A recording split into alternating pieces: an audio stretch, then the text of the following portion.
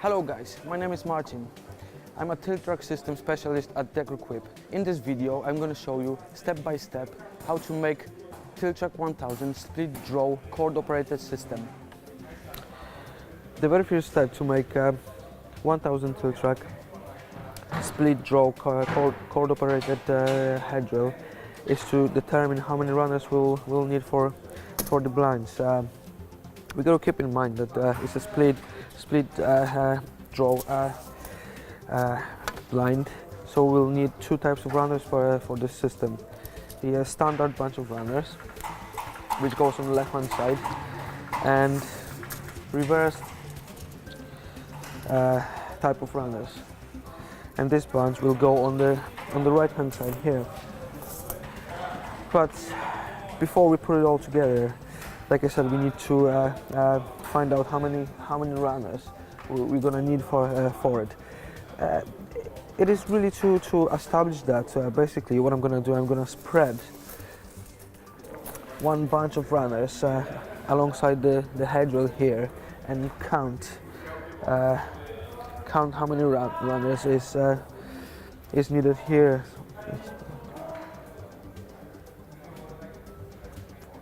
Okay, it's 14 runners that we're gonna need for these blinds. But like I said, it's a split bunch, so we gotta make sure that we've got exactly the same amount of runners on either side of the blind. So obviously I'm gonna have to divide 14 by 2, so we will need 7 runners on each end. I said 7, but firstly we need six runners here, and then I'm gonna put corduroy runner on the last link, on the last runner on this bunch here, because our corduroy runner will act as a runner on it. So it's 6 runners, and then I put the corduroy runner on the link here, and we've got seven runners on this bunch. What I'm gonna do, I'm gonna do exactly the same thing with the reverse bunch of runners here. I'm gonna unclip 6 runners here and put the reversed corduroy runner on the link on the very last runner here on the right hand side of the bunch.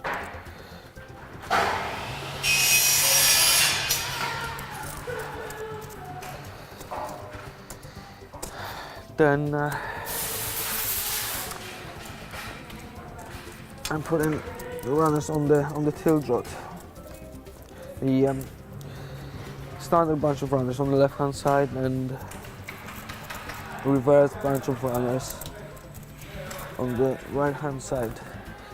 And the trick is that the links of the runners on either bunch have to point towards the middle of it. Okay, so I've got my runners on the Tiltrak now. It's 6 runners plus corduroy runner on both sides, 14 altogether. Now, next step, I'm gonna put spacer tubes again on either side of the rod. The spacer tube is it's 19 millimeters, and like I said, they go on the rod here on either side of the rod. Okay, and another step now is to put the control end on the left hand side of the rod, and idle end on the opposite side of the rod.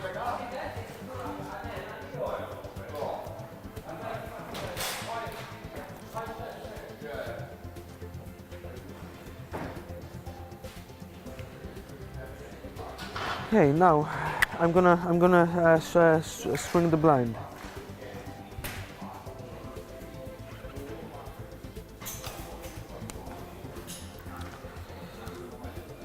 And to string the blind, firstly we need to measure the cord, and to measure the cord we need to put it against the rod here and measure it out, and then add whatever the drop is on our blind. I'm gonna use 1 meter drop on this one, so it's the length of the rod plus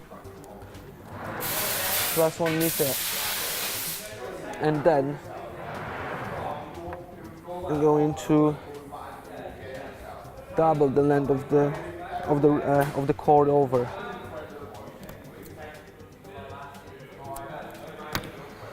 Okay, now I've got my cord ready. One tip here. What I always do, I always burn the ends of the cord a little bit and make them a little bit pointy like that here. This will help me to feed the cord through the runners much easier, to make the whole process of stringing much easier for myself. I'm going to turn the runners on sides like that, and I can see the holes on the runners much better now. And the first end of the cord goes through the top channel made of runners here, just like that, goes through it all the way down there, and then it goes through the hole on the cordway runner here, and the rest of the runners all the way down to the idle end, and then I put the cord through the hole on the idle and here like that, and then it goes straight back in through the idle and here, and then again I flip the runners upside down like that, and the cord goes through the other channel on the runners here, all the way down, and then through the cord drive runner on the standard bunch. Then I tie a little knot on the cord here, on the very end of the cord, as close as possible to the end of it, and this secures the cord, this end of the cord here.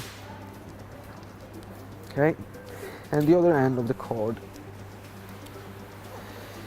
goes through the other channel on the runners here,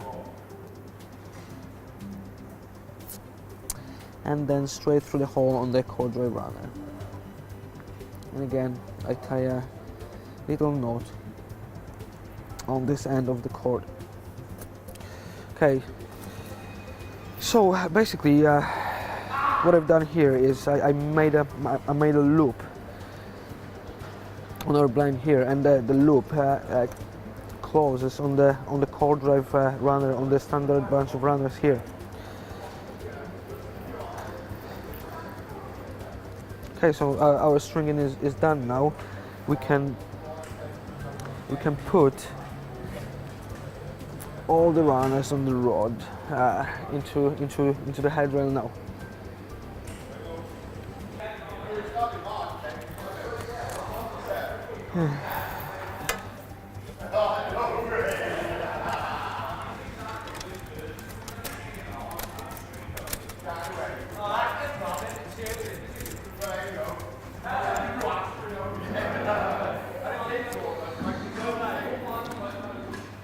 we gotta be really careful with the cord here, because sometimes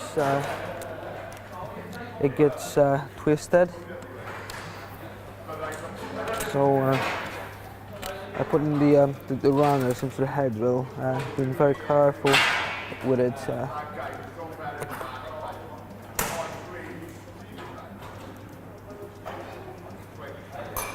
Now, before I put the control end on the headrail here, to clip the cord onto it.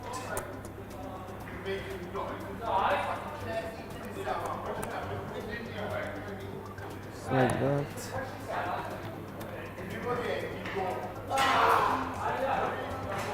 And now we can screw both ends onto the headrail.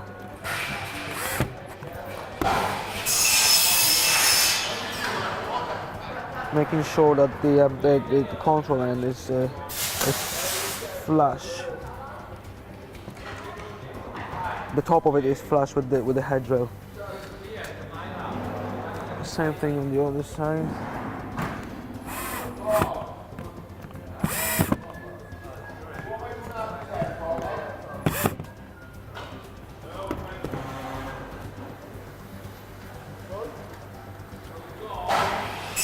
Okay, next step now I'm going to do is we need to measure the chain that is needed for the blind, and the size of the chain is usually the drop size. The drop size on our blind here is 1 meter, so I'm going to measure 1 meter, and I'm gonna add let's say 50 millimeters to it, just in case. We can cut the axis of it later on. Okay, then I put the chain on the chain wheel.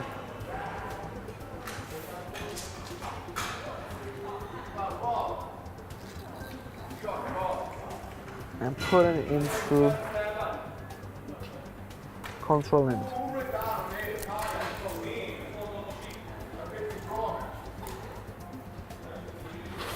Another step now is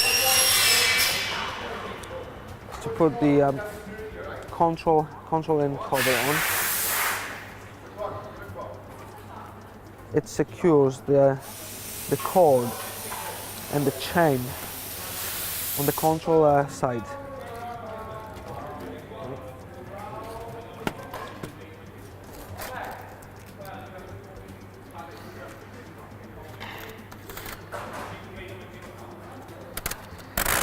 Now we can pull the chain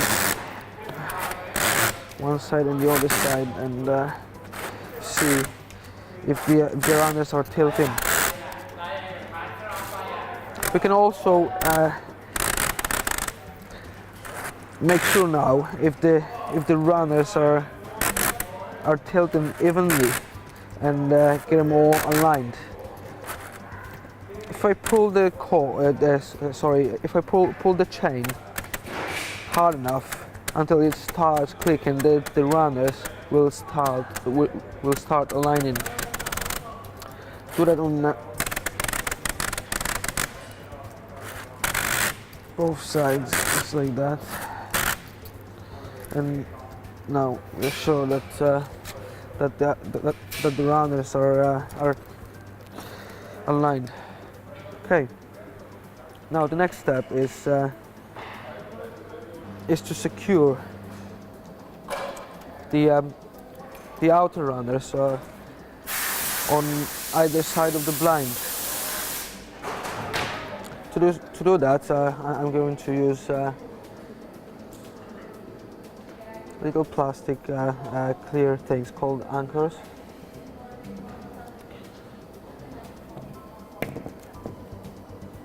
Basically, just twist onto the headrail like that. and push it right against the runner.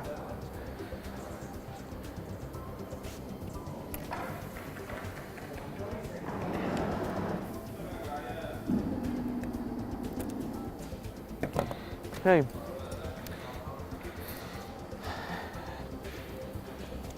The first runners on either side of the blind are secure now in place.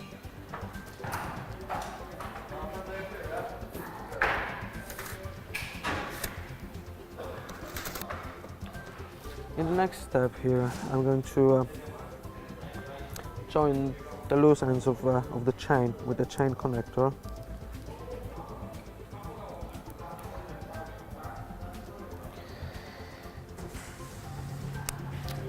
Okay. Make sure before you join the chain, make sure that the chain and the cord is more or less the same size.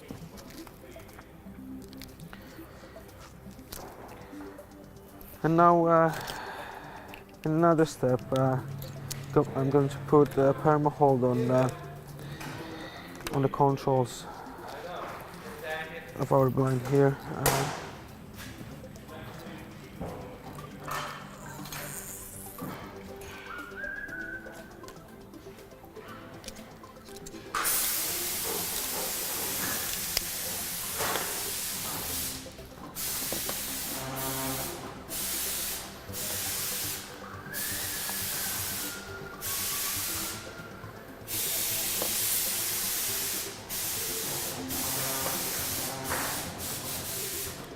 So the blind is nearly done now.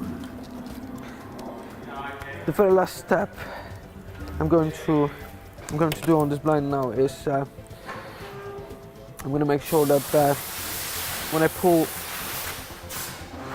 the cord, both branches of runners are being moved. As you can see now, only the left hand side branch of runners is moving when I pull the cord. So to make sure that the other side is moving as well, there's a little screw on the reverse cord runner now, and it needs to be tightened a bit now to grip on the cord that runs through it. Once it's done,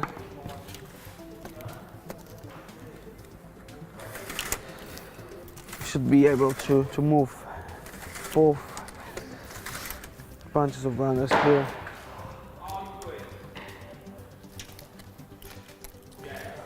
Okay, now I'm going to double check again now if the blind is working nice and smoothly, and if the runners are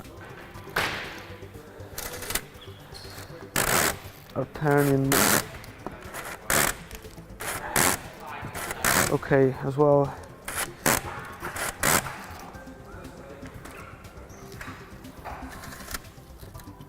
Okay, so that's it. Our blind is done now. Okay guys, thanks for watching this video. I hope it helps. Get in touch for further questions.